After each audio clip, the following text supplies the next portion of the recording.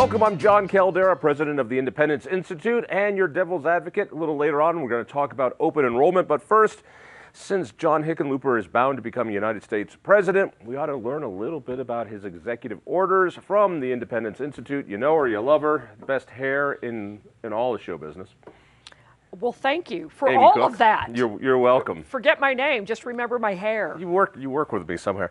Ryan Call, former head of the Colorado Republican Party, and now just another lawyer. Republican lawyer in town. Exactly right, John. It's great to be with you again. Keep up the good work, I guess. Well, thanks. That works. Whatever. All right. Obama set a tone for executive orders, more executive orders that have been overturned by any president. Hick seems to be following in that footstep. He likes executive orders, particularly now that he's only got a little bit of time left in office. Describe a couple of them. So two of them, the first one was summer 2017.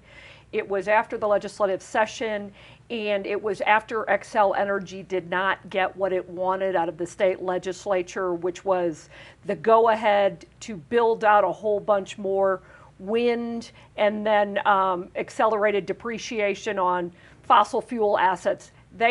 He said he wanted to work with any company or any entity that wanted to voluntarily reduce their emissions. Basically, it was a corporate welfare plan for a monopoly utility. That's what he did. But the key was the legislature rejected this. It had gotten rejected. So after the session, Hick just did it anyway. Yeah, so it had gotten rejected 2 different times at the state legislature. They said no, and so Hick didn't get what he wanted. Xcel didn't get what it wanted, so they go to Hick. He gives them their corporate welfare executive order, and we will now be paying $2.5 billion in additional rates because so Xcel can build out and pad its asset base. That's one of the executive orders. The second one was then after he didn't get what he wanted, Xcel didn't get what it wanted, EV vehicle like Tesla didn't get what it wanted.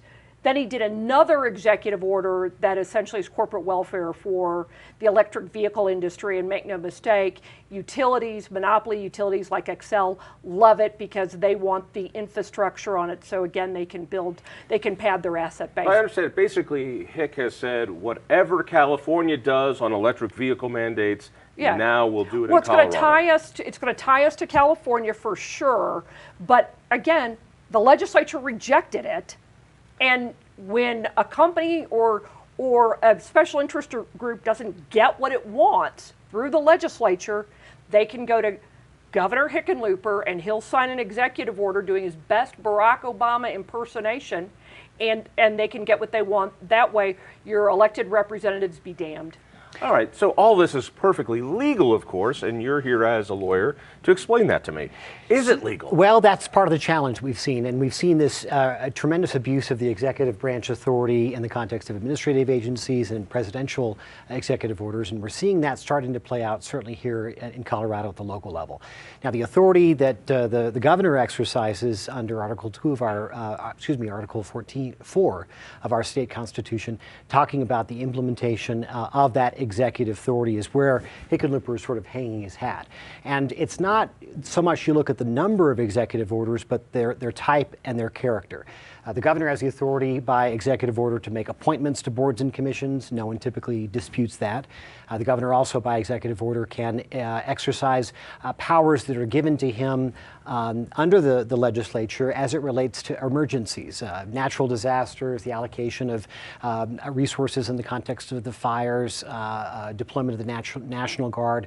No one really is arguing with respect to the exercise of the governor's authority in that kind of character. The problem and the challenge is when it's policy driven and when the governor directs state agencies to essentially implement policy either because the legislature has abdicated their responsibility to govern, or where the legislation that is on the books in the statute is so unclear, so ambiguous that the governor has basically cover to overreach. The Clean Air Standards is really one example of that. If you actually look at the way the legislature has crafted their statutory authorization, it's incredibly broad. It lays out these big, broad mandates and unclear sort of objectives with respect to altruistic goals rules involving clean air, and all that's important and good.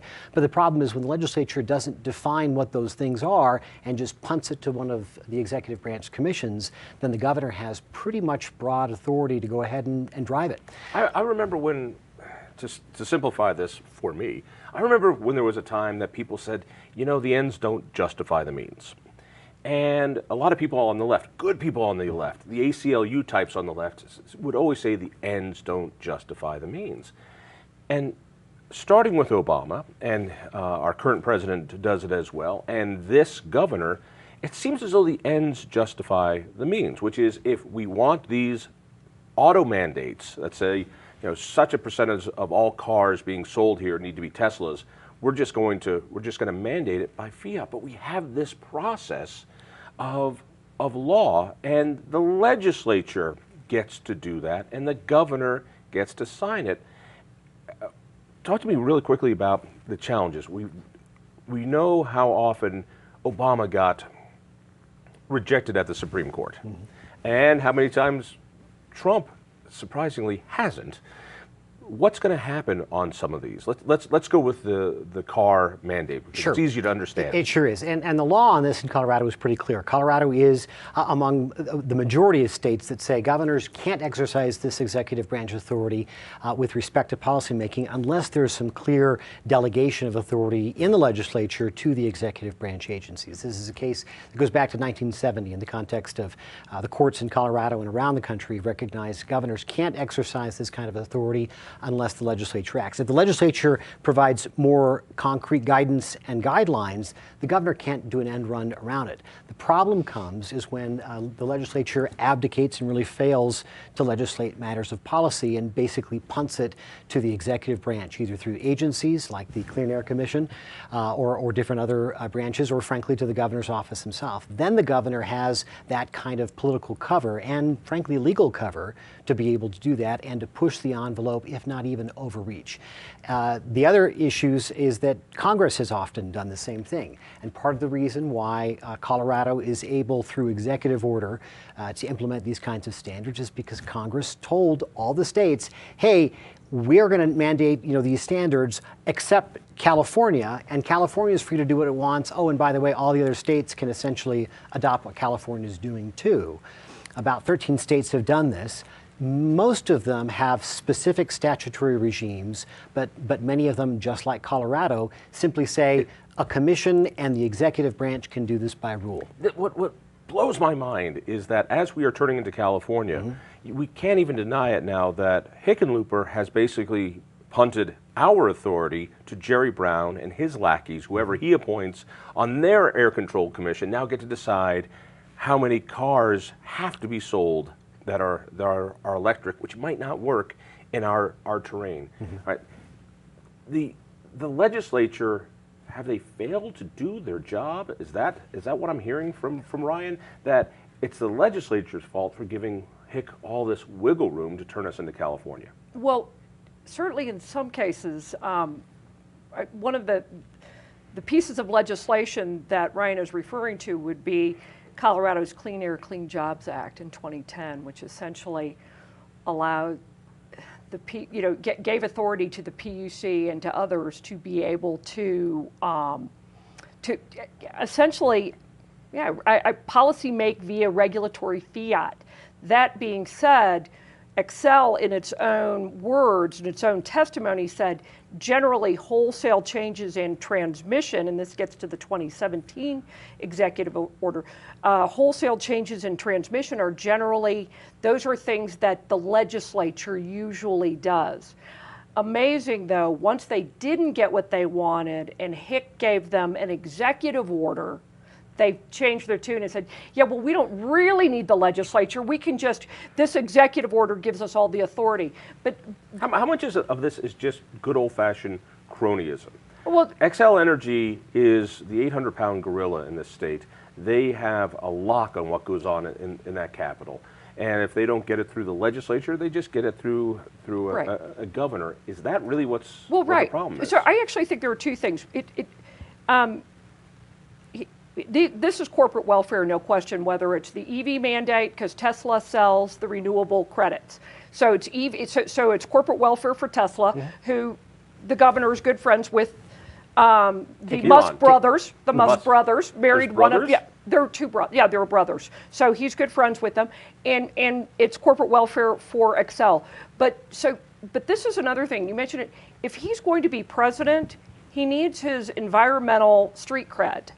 And this is really a pandering to an environmental base that is also corporatist in nature. It's big green philanthropy, but he needs that environmental street cred, considering our state is still, in the top 10 of fossil fuel development. So he's going to have to counter that with something. So I also think there's a political aspect to it. This is a calculation. Yes. He's trying to mitigate his background in geology and the oil and gas industry. A lot of folks out there think that he's a little too close to the oil and gas industry. Fracking fluid. Exactly right. You're going to see that clip if he runs, so he needs to point to something else. When he runs for the Democratic nomination, sucking down some fracking fluid is not going to help him with the greenies. That's right. So he needs this. That's exactly right. How much do you, I don't know how to get into the man's head. How much do you think this is a political calculation? I think a lot of it really is. I also think that, because he's on his way out the door. It's not like he really is going to, he led this charge in all the years he served as governor.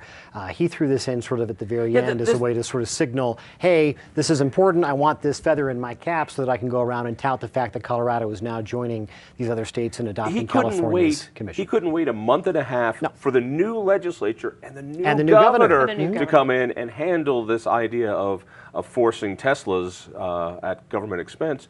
He couldn't wait because it was that important. Right. He had 8 years to do this, but now it's important a month and a half before he leaves office. Well, and he teed it up back in June, and the commission implemented those recommendations just a few months later, less than 5 months later. So yeah, this is very much his out on his way out the door, wanting to be able to point to an accomplishment of his administration while he was governor of Colorado, to be able to burnish his environmental cred. All right. Lawman, tell me, does it stand?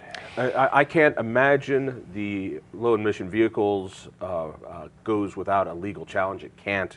Somebody's got to challenge it. If they do, what happens? The challenge with the challenge is that, in terms of illegal challenges, the legislature and the statutory regime is so ambiguous. They grant broad authority to these different commissions, and they give the executive branch pretty broad powers to do so. Now, stemming back even from cases back in the 1970s and previously, if the legislature does take action to sort of define these standards more readily, then that limits and constrains executive branch and executive order authority with respect to implementing these standards. But the Democratic legislature is not going to do that. The other problem and the challenge we've got is that, for years we've had somewhat divided government. We've had Republicans in control of the state Senate for the last few years. We've generally had a Republican attorney general that provides a bit of counterbalance with respect to Democrat governors' overreaches, or at least is willing to sort of signal quite often, or take a stance that's often even maybe different in matters of policy, especially as it relates to implementing issues of the federal government's impact on Colorado. But as we look towards the future, with a Democrat in the governor's office, a Democrat in the attorney general's office, and now substantial majorities in both the House and in the state Senate on the Democratic Party, you're not going to see any of that check on the process. Well, I'll go on further, because this doesn't go into federal courts. This goes into state courts, and the person at the end, or the organization at the end, is the Colorado Supreme Court, not known to be very friendly to that's true. Now, a different point now there of view. are a couple of interesting, maybe bright spots. Just a short time ago, the United States Supreme Court granted review of a case that didn't get a lot of attention, but it had to do, and again, it's maybe a bit wonky for some, but it had to do with the court's willingness to re-examine what sort of deference are the courts going to give to an executive agency like a commission or another regulatory agency when their own regulations are ambiguous. Probably the challenge is that, dating from a case called Chevron, courts generally defer to an executive agency's interpretation of a regulation. There's another case called Auer where the courts, when the regulation is ambiguous, they grant even further deference to those agencies.